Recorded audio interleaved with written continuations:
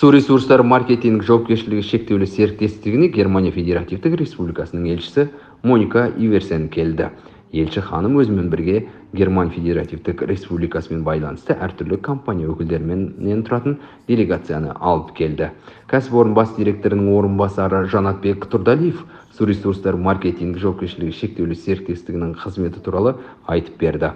Ол ауыз судың қатаң есебіне есептеу құралдарын енгізуге егжей-тегжейлі тоқталды. Соның арқасында халық тарапынан су тұтынуды бірнеше есе азайтуға мүмкіндік туды. Суды өндіру мен таратуда, ағынды суларды өндіруде жаңа технологияларды енгізу құнды ресурстарды өте пайдалануға мүмкіндік береді. Айтпақшы, көптеген жаңалықтар Еуропалық қайта құру және даму банкінің арқасында енгізілді. Су ресурстарын тиімді басқару бұл инженерлік инфрақұрылымды жаңарту және қайта құру.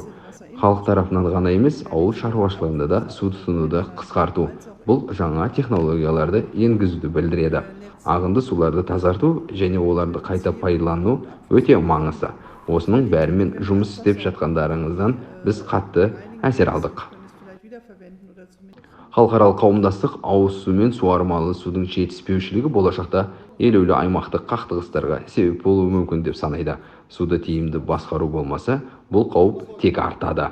Германия елшісі Қазақстанда су ресурстарын және ирригация министрлігін құру өте уақытылы қадам екенін атап өтті. Ауыз су мен суармалы суға ерекше назар аудару қажет. Бұл үшін тәжірибе қажет.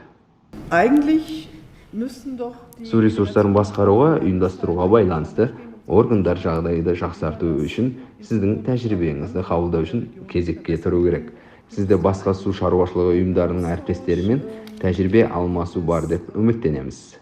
Сапар соңында неміс делегациясы орталық диспетчерлік қызметінің жұмысымен суды өндіру және тарату процесінде қолданылатын цифрлық технологиялармен таныстырылып, кәріз тазарту құрылыстары кешенінің жұмысы туралы толығырақ айтып берді.